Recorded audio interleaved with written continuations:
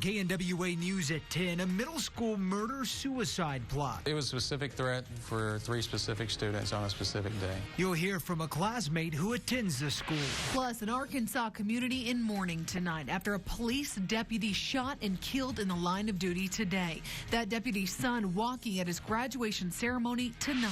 And remembering the life of the King of Blues, Memphis musicians mentored by B.B. King, remembering his impact on their life and career tonight. This story and much more as KNWA News at 10 starts right now.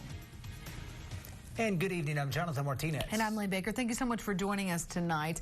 Between graduations and a concert at the AMP, a big weekend of events around Northwest Arkansas. To say the least, there's a lot going on, but could weather get in the way? We're going to start tonight with Chief Meteorologist Dan Scoff with a breakdown of your weekend forecast. Hey, Dan.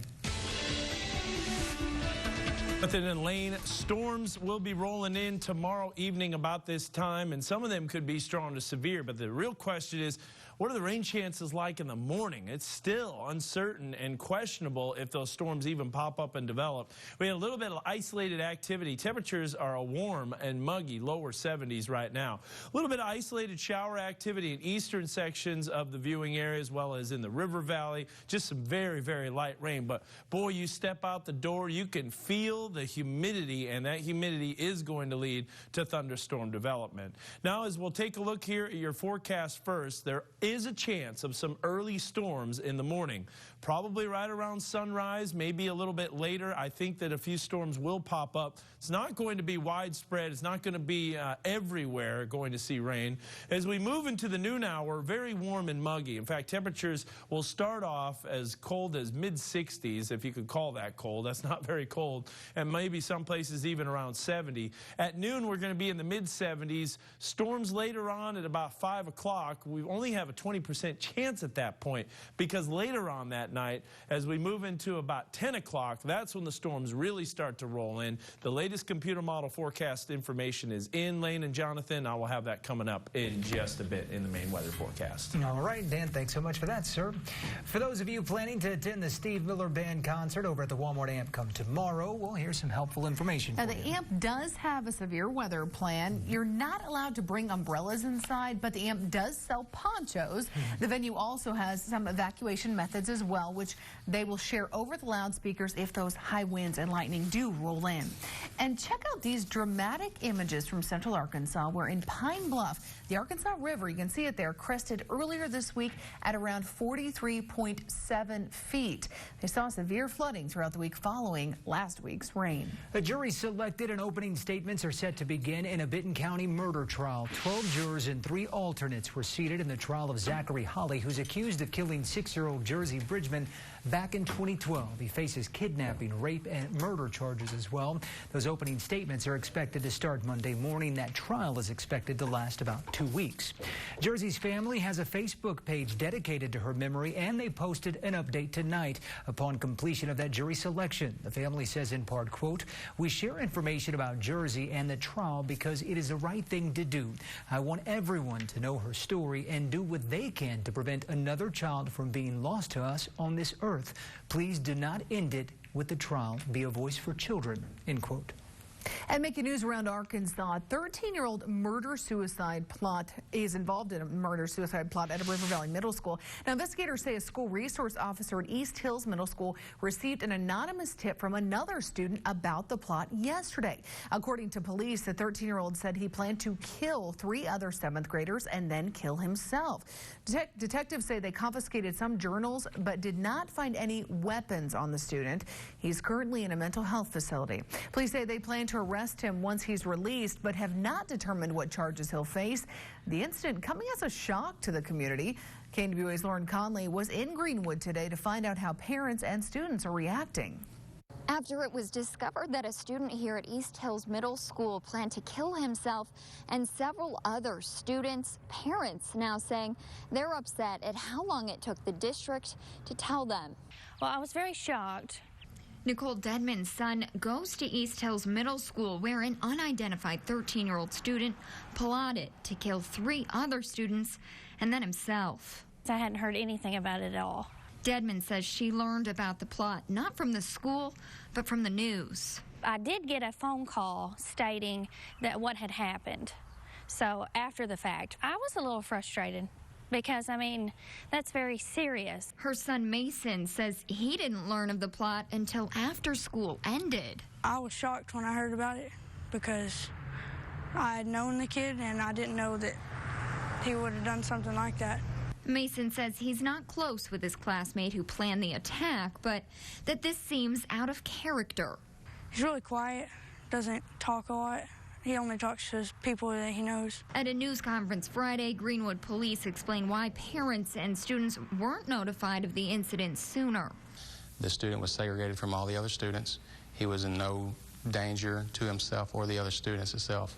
So that at that point in time, there was no reason to take and contact parents. While Dedman says she understands, she still wants to know that her son is safe. It could have been a lot worse. It was very scary to hear. I'm Lauren Conley for KNWA Northwest Arkansas News.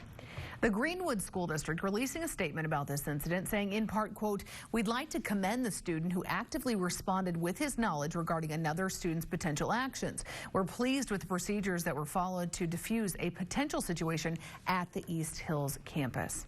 And also making news around Arkansas, a reserve deputy shot and killed while responding to a burglary call today. And that deputy's son walking tonight in his high school graduation ceremony. Our Susan Bruner is live tonight in Johnson County, Arkansas, with more on this story. Susan, good evening. Good evening to you both. Now, the Clarksville High School graduation commencement just wrapped up a bit ago, and based on what we saw out here tonight, it is very clear the Smith family has a huge support system during this very difficult time. We saw multiple law enforcement agencies out here standing together in honor of their fallen brother as Deputy Smith's son walked across the stage tonight to receive his diploma. Now, no doubt an emotional moment inside the auditorium here at Arkansas Tech University. A moment when Deputy Smith's family, for them, when they called his son Dakota to receive his diploma, those inside told us a group of officers saluted him when his name was called. And I'm also told teachers presented Smith's wife with flowers during the commencement ceremony. In honor of Smith, the graduating class, along with the police force, wore a black ribbon. There was also a standing ovation for him and a round of applause the moment they said his name until he sat. And so you definitely felt a moment there of support and love for that family. There was a lot of outpouring of emotion at that point. He received a lot of applause, and rightfully so. I mean, it took a lot of courage for him and his family to be here tonight, and I know that that's where their dad would want them to be. Most certainly a lot of courage. Superintendent David Hopkins, who you just heard from, saying there was a lot of love and support throughout that auditorium, and he's so proud of the camaraderie his students, the graduating class of 2015, showed for their fellow classmate and his family during this difficult time. Now, among the agencies that were present here tonight, Johnson County Sheriff's Office, Russellville, and Clarksville police forces, and as of right now, a flag right here still stands at half-mast. We're reporting live here in Russellville. Suzanne Bruner, I'll send it back to you in the studio. Absolutely heartbreaking. All right, thanks a lot for that, Susan. You know, this also happens to be National Police Week. It's a time the nation honors officers killed while in the line of duty. Now, if you search for the hashtag Honor Our Officers on Twitter or Facebook, you can see a list of fallen officers from agencies across Northwest Arkansas. And tonight, the world is mourning the death of the King of Blues, B.B. King. The legendary, I mean, he was a legend, musician, died in his sleep last night at his home in Las Vegas after years of health problems. King was not only the undisputed king of blues, he was also a mentor to scores of musicians, particularly out in the Memphis area where the 89-year-old first broke through way back in the 1940s. Take a look. It's a sad day for sure. He was a great guy, and so yeah, I think this is the day that this gets retired. Before he became a multi-platinum selling guitarist in the band Shinedown, Zach Myers was a 14-year-old Memphian with a guitar, a dream, and some helpful advice from B.B. King. He said, "This is cute until your 18th birthday." He said, "And then you're just a grown-up who can play guitar. So you need to learn how to hone that and be a songwriter and do this, and I'll hold that forever." Myers eventually toured 2 weeks with King as a teenager, always admiring the man, the music, and the magic his fingers made with guitar strings. You could feel every bit of pain and sorrow and everything he had ever went through from one note on the guitar. The thrill is gone away. Ruby Wilson's emotions were still raw Friday in wake of the blues legend's passing. The nicknamed Queen of Beale Street toured the world 7 times with King, leading artists of support and wisdom on stage and off. Baby was my very best friend. He taught me a whole bunch of stuff in the entertainment business. He taught me what longevity was all about. And it's that longevity of success and kindness from B.B. King which will stay with his former collaborators and admirers forever. It will be a great legacy. Nobody could ever replace B.B. King. He was an international icon. This guy came from nothing, you know, and he made it, you know, his name will live forever. He was the king of the blues. It's like, there's not going to be another one. In 100 years, in 1,000 years, there won't be another B.B. King.